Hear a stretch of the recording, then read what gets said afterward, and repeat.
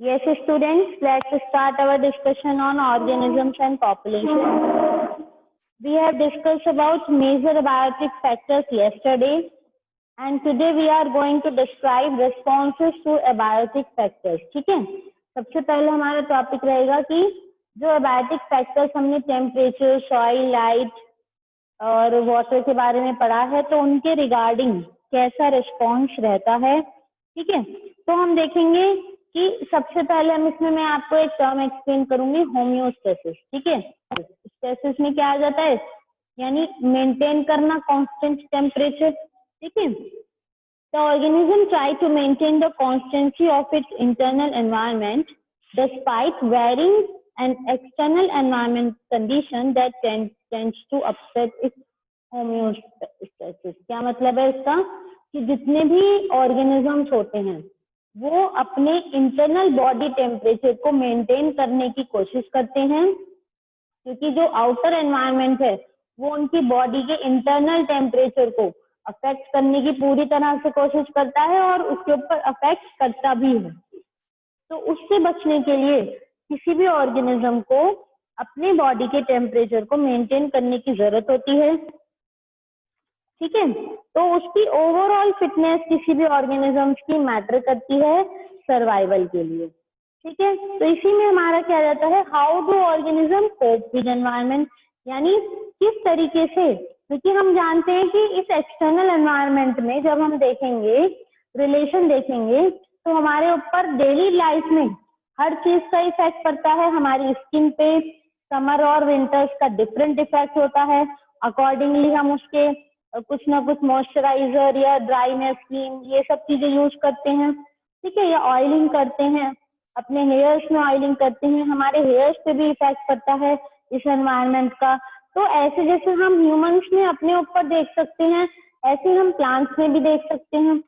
जैसे सर्दियों में और ज्यादा प्लांट्स नहीं तो मेनली तुलसाजई का जो पौधा होता है उसको हम कवर करके रखते हैं, क्योंकि हम जानते हैं कि उसकी जो रूट्स होती हैं वो बहुत जल्दी इन्फेक्टेड हो जाती हैं इस कोल्ड वेदर से, और इसमें जो फॉग है उससे उसके ऊपर इफेक्ट पड़ता है बहुत ज्यादा. तो हम उन्हें बचाने की कोशिश करते हैं. ऐसे अगर हमारा कोई पेट डॉग है तो हम उस पेट डॉग को क्लोथिंग करते हैं, क्लोथ से कवर करके रखते हैं, उसके स्पेशल क्लोथ्स बनवाए जाते हैं. ठीक है, तो पेट एनिमल्स को तो हमने कवर कर लिया, लेकिन जो इस एनवायरनमेंट में फ्रीली घूम रहे हैं, फ्रीली मूवेबल है, उनको एनवायरनमेंट से प्रोटेक्ट करने के लिए खुद ही वो उनकी रिस्पॉन्सिबिलिटी है कि वो खुद को कैसे बचाते हैं. तो वो कहीं ना कहीं आर्टिफिशियल अपना होम बनाते हैं, लीव्स के थ्रू बनाते हैं, किसी के भी थ्रू अपने छोटे छोटे जो उनके बेबीज होते हैं उनकी सेफ्टी के लिए भी. जनरली आप इस मौसम में देखेंगे कि रैट्स भी बहुत ज्यादा घर बनाते हैं और हमारे घर में जगह जगह गार्बेज इकट्ठा करके अपना घर बनाने की कोशिश करते हैं. तो वो क्या है, ये सब कंडीशंस हैं जिससे कोई भी ऑर्गेनिज्म इस एनवायरनमेंट से खुद को बचाने की कोशिश करेगा. तो इसी में हमारे पॉइंट्स क्या है, रेगुलेट, कॉन्फॉर्म, माइग्रेशन और सस्पेंड. ये 4 पॉइंट्स हैं जिनके बारे में हम डिस्कस करेंगे कि कोई भी लिविंग ऑर्गेनिज्म खुद को इस एनवायरनमेंट से कैसे बचाता है, जिसमें हमारा सबसे पहले क्या आ जाता है, रेगुलेट. ठीक, तो रेगुलेट में हम देखेंगे कि some organism maintain homeostasis as we have discuss, कि कुछ अपना इंटरनल बॉडी टेम्परेचर मेंटेन कर लेंगे फिजियोलॉजिकल या बिहेवियरल मीन्स से, और इस चीज को हम क्या कहते हैं, रेगुलेशन या रेगुलेटर्स कहते हैं ऐसे ऑर्गेनिजम्स को जो होम्योस्टेसिस के थ्रू अपनी बॉडी के टेम्परेचर को मेंटेन कर लेते हैं. All birds and mammals and few lower vertebrates, जितने भी आपके बर्ड्स हैं, मैमल्स हैं, लोअर वर्टिब्रेट्स हैं या इनवर्टिब्रेट्स हैं, वो सभी होम्योस्टेसिस मेंटेन कर सकते हैं. क्योंकि बर्ड्स फ्लाइंग होती हैं, वो कपड़े थोड़ी ना पहनेंगे, उनके विंग्स होते हैं, उन्हें फ्लाई करना होता है, तो वो भी अपनी बॉडी के इंटरनल एनवायरनमेंट को कॉन्स्टेंटली मेंटेन कर लेती हैं ताकि वो एक्सटर्नल एनवायरनमेंट की ठंड से या गर्मी से, ज्यादा गर्मी से खुद को बचा सकें. और उनकी बॉडी में थर्मो रेगुलेशन होता है, टेम्परेचर का मेंटेनेंस या ऑस्मो रेगुलेशन होता है, ऑल ओवर मेंटेनेंस. ठीक है, बॉडी का सभी चीजों का, फिजियोलॉजी का, सब चीजों का मेंटेनेंस, बैलेंस बनाना. ठीक है। The success of mammals is largely due to their ability to maintain a constant body temperature. हम मैमल्स हैं, मैमल्स हैं, ये जितने भी मैमल्स हैं उनके अंदर होम्योस्टेसिस की बहुत अच्छी टेंडेंसी होती है। जैसे हम लोग क्या पहनते हैं, सर्दियों में वूलन क्लोथ्स पहनते हैं। तो एक्चुअल में वूलन क्यों पहनते हैं हम, क्योंकि वूलन आर इंसुलेटर्स। ये नहीं कि वूलन हमें गर्म रखते हैं, बल्कि वूलन इंसुलेटर का काम करते हैं, हमारी ही बॉडी की इंटरनल हीट को अंदर कंजर्व रखने में हेल्प करते हैं। इसको हम कहते हैं मेंटेनेंस करना। और समर में जब आउटसाइड टेम्परेचर बहुत ज्यादा होता है बॉडी टेम्परेचर से, तब हम लोग क्या करते हैं, स्वेटिंग करते हैं, पसीने आते हैं हमें, ताकि हमारी बॉडी का जो मतलब बाहर का जो गर्मी वाला जैसे हम कभी आपने फील भी किया होगा कि अगर हम रनिंग करते हैं तो हमें पसीने आ जाते हैं, और आफ्टर दैट स्वेटिंग जो एयर होती है वो हमें ठंडी लगती है ना। तो यही हमारा क्या है, अपनी बॉडी के टेम्परेचर को बाहर के हाई टेम्परेचर से बचाने का हमारी बॉडी का तरीका होता है ये। ठीक है, हमारी बॉडी का ये होम्योस्टेसिस का मेथड होता है। ठीक है, तो जैसे हम देखते हैं विंटर्स में हम शिवर करते हैं, कपकपाना, उस टाइम पे वो भी क्या है, अपनी बॉडी के होम्योस्टेसिस को मेंटेन करने का एक मेथड है। ठीक है, and plant do not have such mechanism to maintain internal temperature. तो अब हम इस रेगुलेटर्स में प्लांट्स को नहीं रख सकते, क्योंकि प्लांट्स के अंदर ऐसी कोई मैकेनिज्म नहीं है कि वो अपनी बॉडी के इंटरनल टेम्परेचर को मेंटेन रख सकें। ठीक है, फिर हमारा है नेक्स्ट पॉइंट कॉन्फॉर्म। तो कॉन्फॉर्म में हमारा क्या है, आप देखेंगे आगे आप, majority of animals and nearly all plants can not maintain constant internal environment. यानी सारे ही पेड़ अपने इंटरनल एनवायरनमेंट को मेंटेन नहीं कर सकते, और ज्यादातर एनिमल्स भी नहीं कर सकते। यानी रेगुलेटर्स में बहुत ही कम ऑर्गेनिजम्स आते हैं। ठीक है, तो their body temperature is determined by ambient temperature. तो ऑस्मोटिक कंसंट्रेशन जो है बॉडी फ्लूइड्स की with that of ambient water osmotic concentration, such animals and plants are called conformers. ये क्या है, यहाँ हम टॉपिक देखेंगे। एक मिनट रुकिए, मैं आपको एक फिगर दिखाती हूँ।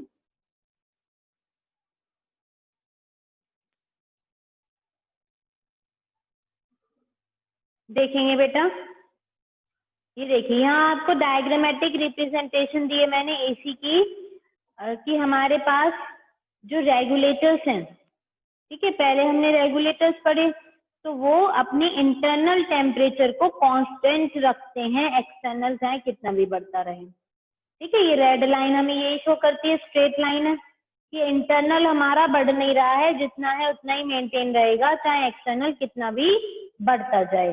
पार्शियल रेगुलेटर्स एक पर्टिकुलर टाइम पीरियड तक ऐसा कर सकते हैं, जैसे जैसे इंटरनल बढ़ रहा है वैसे वैसे एक्सटर्नल बढ़ रहा है, फिर उसके बाद आके उनकी बॉडी में एक टाइम ऐसा आता है जब वो इंटरनल कितना भी बढ़ता रहे, सॉरी एक्सटर्नल कितना भी बढ़ता रहे, लेकिन वो इंटरनल को क्या कर लेंगे, कांस्टेंट कर लेंगे।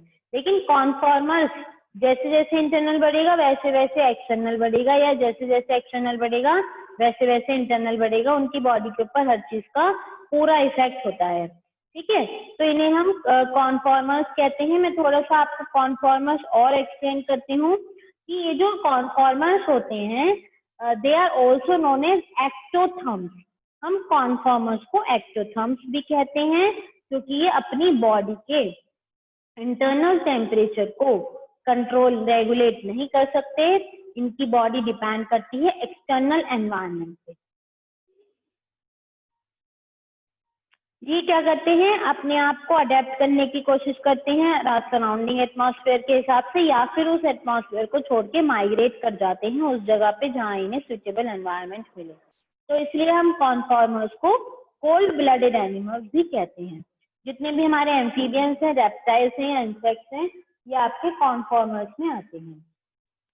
फिर हम देखते हैं रेगुलेटर्स के बारे में। मैं भी थोड़ा सा और आपको बता देती हूँ कि जो रेगुलेटर्स होते हैं इनको आप एंडोथर्म कहते हैं, जैसे कॉन्फॉर्मर्स को एक्टोथर्म कहते हैं, तो आपके रेगुलेटर्स क्या हैं, एंडोथर्म्स हैं। और इनके पास एबिलिटी है कि ये रेगुलेट कर सकते हैं अपने इंटरनल एनवायरनमेंट को, लेकिन कॉन्फॉर्मर्स अपने इंटरनल एनवायरनमेंट को रेगुलेट नहीं कर सकते। ठीक, जितने भी रेगुलेटर्स होते हैं इनको वार्म ब्लडेड कहते हैं, लेकिन कॉन्फॉर्मर्स आपके कोल्ड ब्लडेड थे। तो कॉन्फॉर्मर्स में आपके एम्फीबियंस, इंसेक्ट्स और रेप्टाइल्स आ जाते हैं, लेकिन आपके रेगुलेटर्स में मैमल्स और बर्ड्स आते हैं। ठीक,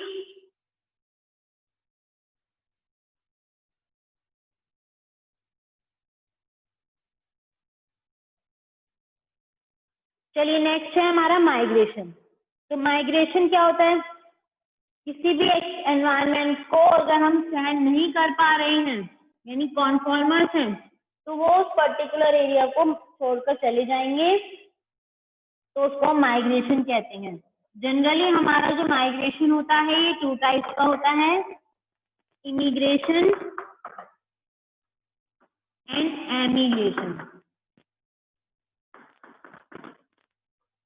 ठीक है, जब कोई भी लिविंग ऑर्गेनिज्म या कोई भी ऑब्जेक्ट, कोई भी हो सकता है, हम उसको वन प्लेस से अदर प्लेस पे मूव करा रहे हैं, तब उस पर्टिकुलर को हम माइग्रेशन कहते हैं, उस सिचुएशन को। ठीक है, जैसे कि हम देखते हैं साइबेरियन क्रेन्स हमारे यहाँ इस वेदर में, जो हमारा अभी अप्रैल में आएगा या मार्च में आएगा, तो हमारे ब्रज घाट पे भी आती हैं, वहाँ पे विजिट करती हैं, क्योंकि वहाँ वो अपने एरिया को छोड़ के फॉरेन कंट्रीज से भी आती हैं बर्ड्स। बहुत बड़े बड़े लेवल की माइग्रेटरी बर्ड्स हमारे यहाँ हैं।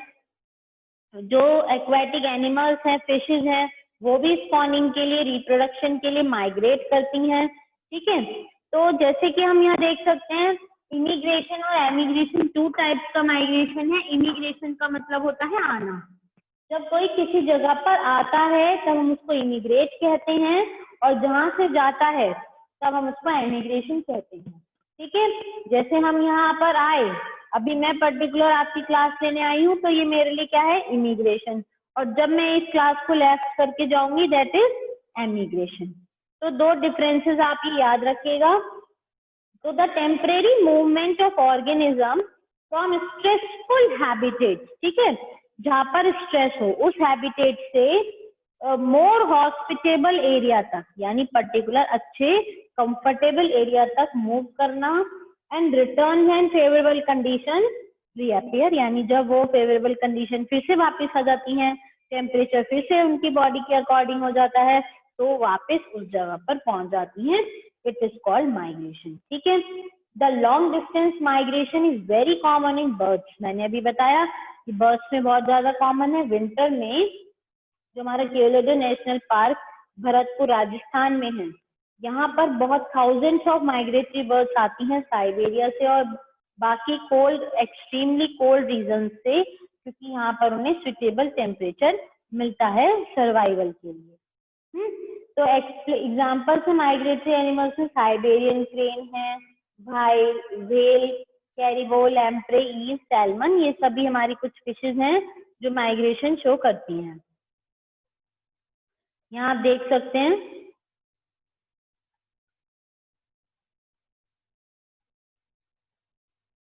देखिए,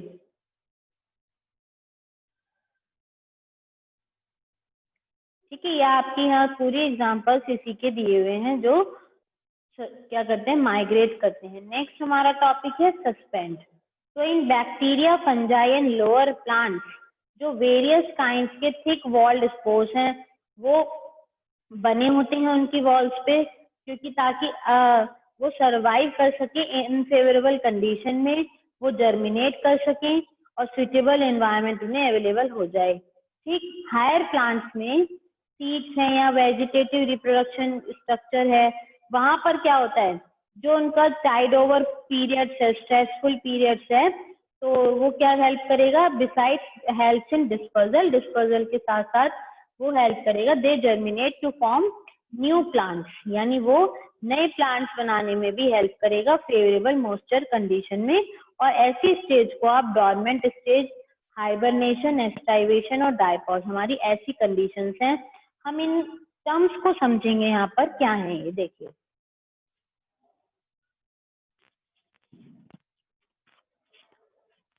हम सस्पेंड में पढ़ रहे हैं हमारे पास कुछ टर्म है हाइबरनेशन,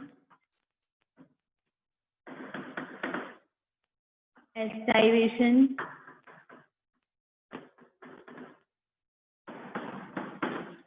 डायपॉज, डॉर्मेंसी।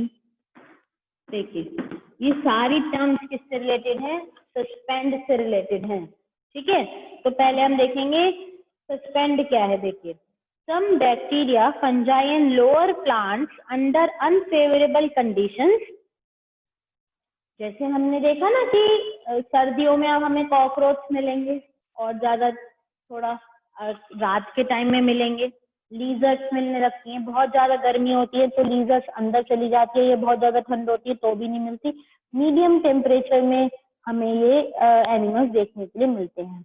तो बाकी टाइम पे ये क्या करते हैं, अपने अंदर अपनी बॉडी के अंदर इतना फूड ये रिजर्व कर लेते हैं कि अपने साथ अंदर रिजर्व फूड लेकर जाते हैं और अपने घर में जाके, जहाँ इन्होंने अपना डिसाइडेड प्लेस पे जाके ये स्लीप कंडीशंस में चले जाते हैं और वहाँ सोते रहते हैं मंथ्स तक, काफी 3-4 मंथ्स तक ये सोते हैं और वहाँ पे ये अपने ब्लबर से, जो इनकी स्किन है, फैट स्किन है, उससे इन्हें फूड मिलता रहता है और एस्पायर करते रहते हैं और वापस जब वो ब्लबर स्टोर्ड स्किन फैट जब इनकी यूज अप हो जाती है तभी उठ कर आते हैं उसको इकट्ठा करने के लिए। तो ऐसी कंडीशंस क्यों होती हैं?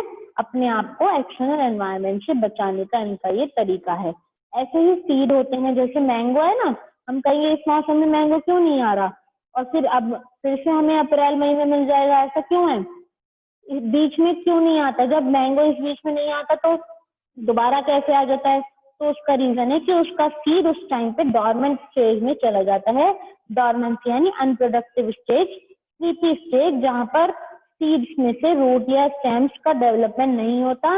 और क्यों नहीं होता? क्योंकि उसे सुइटेबल टेम्परेचर नहीं मिलता। ठीक है, तो हम देखेंगे कि some bacteria, fungi, lower plants under unfavorable conditions slow down metabolic rate and form thick walled spore। ये अपने चारों तरफ thick walled spore बना लेंगी ताकि स्ट्रेसफुल कंडीशन में ठंड से मर ना जाए। ठीक है, these spores germinate under onset of suitable condition, यानी जब दोबारा से suitable condition आएंगी तो ये स्पोर्स वापस से डेवलप हो जाते हैं। तो अब हम देखेंगे कि The animals that fail to migrate, जो एनिमल्स माइग्रेशन नहीं कर पाते, तो हमने यहाँ पे डॉर्मेंसी समझ लिया, ये सीड्स के केस में हो रहा है।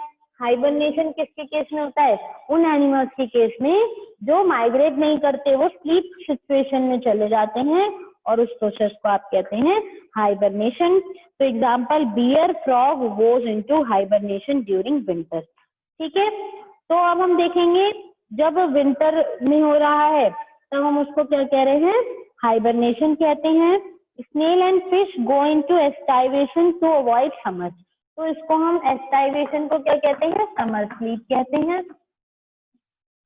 Summer sleep.